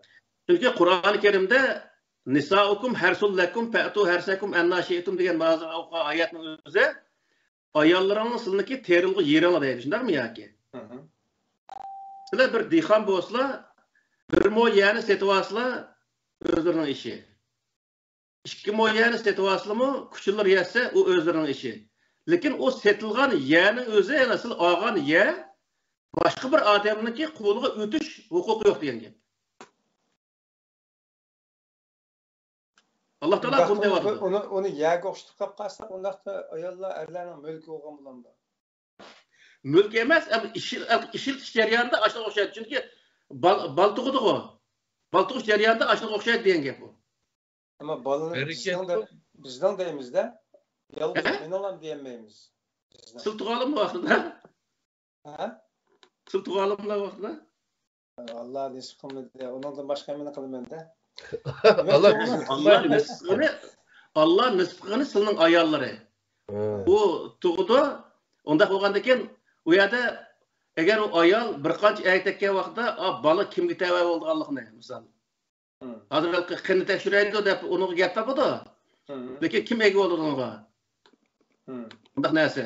Undan u bir xotin bir qancha aytakkan vaqtda agar g'urur va er bo'lsa, hech bir zaman u xotin bilan uyutmaydi. Mesela ikki adam bir xotinni olsa, bir odamdek bir er bo'lsa, ikkisi bir xotin bilan o'tib olamdi, ikki er. Hem bizden yerleşimiz ve çoğulup çoğulup ösüp bitilgen muhitlerimizden aklımız, cık ve tabiatimiz, gururumuz, vicdanımız, nurgun derslerimiz kabul kılanmaydıgan işler bek cık etrafımızda. Ama buzulgan tabiatte hem nersi bakin, hem nersi yolu var. Ya o var. Onun özünde uyanı kirmeyle tamam. Biz adı fakat Kur'an menbelik din düşüncesi boyunca şunu menbe kılışımız gerekti. Sebeplerge ve başka neslerge. Eğer delil alsak mı şu yerden delil algan bozsak. Hazır şu delil alganımız aşağıdan oldu. Onun için biz şu bozulgan dünyanın özünü Kur'an seriştiği vaxtida, Kur'andaki şu sebeplerge asaslangan vaxtida onun doğru emasligini devatımız endi. Endi şu deliller eğer sebeplerini köz tuturup bununla muş sebep tüpeylidir mandak buldu degan narsani o'ttirib chiqargan bo'lsa bir yakunni undaqda sabablarninki xususiyati xarakterini tegishtirib borchimi dunyoning o'zgarishi masalan bu yerdan deb ketdiki ayollarga nisbatan erlar ailenin yükünü üstüge aladigan mas'uliyat to'g'risidagi insonlar yoki majburiyatdagi insonlar deydik. Hozir deganda zaman başka şekilde özgürüp ayollar erlerge muhtaç olmaydigan qo'ldishiga iqtisodiy hech bir narsaga muhtoj bo'lmaydigan bir vaziyat jamiyat shakllangan ahvolasida undaq sabablar tegishgan bo'ladi sabablar o'zgargan bo'ladi undaq natijaga ta'sir ko'rsatishi tabiiy undaq oilaning o'zimi baxtli oila hisoblanmaydi chunki nima ish degan vaqtda nurg'un nimalar bor bizmi ko'ramiz undaq oilaning o'zini ayollar jiqaroq pul topdimi shuni o'zi shu rengarenk neslini kiyinish to'g'ri keldi shuni bilan o'zi u erda g'urur va insonning o'zida qizg'inish degan bir narsa bo'ladi er aqlda u undaq qilmay aslo mumkin emas u vaqtda u uyda oila qurishmi u mumkin bo'lmagan bir ish u xotirjamlik buzildi albatta xotirjamlik buzildi davrda erlar pul tep kelsa unda hech qanday problem bo'lmaydi uyda va lekin silib bolni beqib ayol pul tep kelgan vaqtida u ish boshqacha bo'ldi siz uni sinab qilib boqsa bo'ldi agar shu sizga savol qo'ygan odamni sinab qilib boqsa bo'ldi ya men bir narsa o'zgartish uchun unga bir sinab o'tishni xohlamayman men o'zimniki yetdi men piyoda faqat men o'zim shuni so'mayapman jamiyatda bor savollar bo'lganligi va o'tirib qo'yilgan mazmunlar qarta tushyapti-da chunki ko'p ayollik bo'lishni ruxsat qilgan jamiyatdagi vaziyat taqozo qilgan va avval shakllangan vaqtida deyildi atrofimiz masalan istanbulda jiq anglaymiz ko'pinchalarniki ko'p ayol borligini ko'ni xotini yoshli cho'ng og'an sir kichkina oldiganligini atroflarda o'ylanmayotgan nurg'un bola bor bo'lsa unga yordam qilmay mujna tarafdan qilganligini avvaldan boshqa odam anglayapmiz endi o'sha bugungi vaziyatda hamda ersiz holatda xorinib qolgan bir ayol bo'lsa qanot ostiga ilish tamom ma'qul edi shu adolat qiladi degan bo'lsa endi men aytdim buni ko'rib qo'yasizlar masalan bu shu adolatda aslidagi koni ayolning qanchalik tampoqsizlik tushadiganligi yoki naqdlik chekadiganligi yoki qabul qilolmaydiganlik masalasiga nisbatan Alloh Qur'onda nima deydi Ne bilen teselli Şu adil bulamasa bir xotun alan deyiz Kur'an-ı Kerim'de. Hem de o adil bulalasa o vaqtda asın hem de o hazırki vaqtda Xitayga tegib ketken, Uyg'ur tekken mağaza yaxshi. 4-5-10-xotun teksin.